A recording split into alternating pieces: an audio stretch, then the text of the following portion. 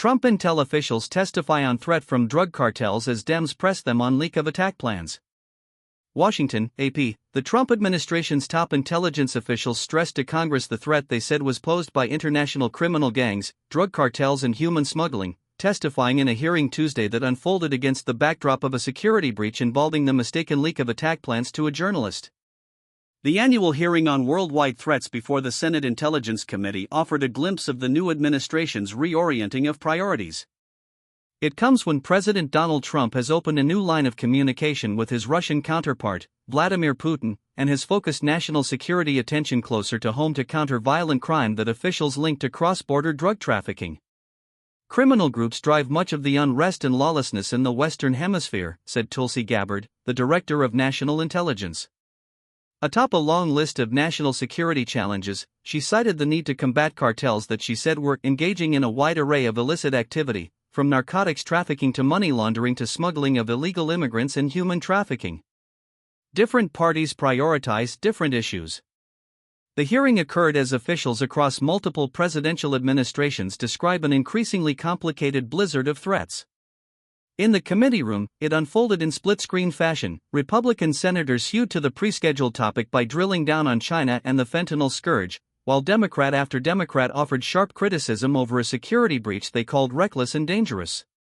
If this information had gotten out, American lives could have been lost, Senator Mark Warner of Virginia, the top Democrat on the Intelligence Committee, said of the exposed signal messages. Added Democratic Senator Ron Wyden of Oregon, "I am of the view that there ought to be resignations." An embarrassment, said Senator Michael Bennet of Colorado, who shouted down CIA Director John Ratcliffe as he demanded answers. Gabbard and other officials did note the U.S. government's long-standing national security concerns, including international terrorism and the threat she said was posed by countries including Russia, China, Iran, China, and North Korea. China, for one, has heavily invested in stealth aircraft, hypersonic weapons and nuclear arms and is looking to outcompete the U.S. when it comes to artificial intelligence, while Russia remains a formidable competitor and still maintains a large nuclear arsenal. The direction for the FBI is to track down any individuals with any terrorist ties whatsoever, whether it be ISIS or another foreign terrorist organization, said FBI Director Kash Patel.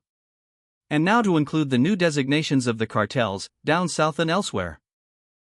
But the elevation of international drug trafficking as a top-tier threat was a notable turnabout in focus. Over the past 4 years, the U.S. government has been more likely to place a premium on concerns over sophisticated Chinese espionage plots, ransomware attacks that have crippled hospitals, and international and domestic terrorism plots. Tuesday's hearing taking place one day after news broke that several top national security officials in the Republican administration, including Ratcliffe, Gabbard, and Defense Secretary Pete Hegseth, texted attack plans for military strikes in Yemen to a group chat in a secure messaging app that included the editor-in-chief for The Atlantic. The text chain contained operational details of forthcoming strikes on Iran-backed Houthi rebels in Yemen, including information about targets, weapons the U.S. would be deploying, and attack sequencing, journalist Jeffrey Goldberg reported. The strikes began 2 hours after Goldberg received the details. Horrified by the leak of what is historically strictly guarded information, the top Democrat on the House Intelligence Committee, Representative Jim Himes of Connecticut, said he will be demanding answers in a separate hearing Wednesday with his panel. The 2 days of hearings also come against the backdrop of a starkly different approach toward Russia following years of Biden administration sanctions over its war against Ukraine. Last week, Russian President Vladimir Putin agreed during a lengthy call with President Donald Trump to an immediate pause in strikes against energy infrastructure in what the White House described as the first step in a movement to peace.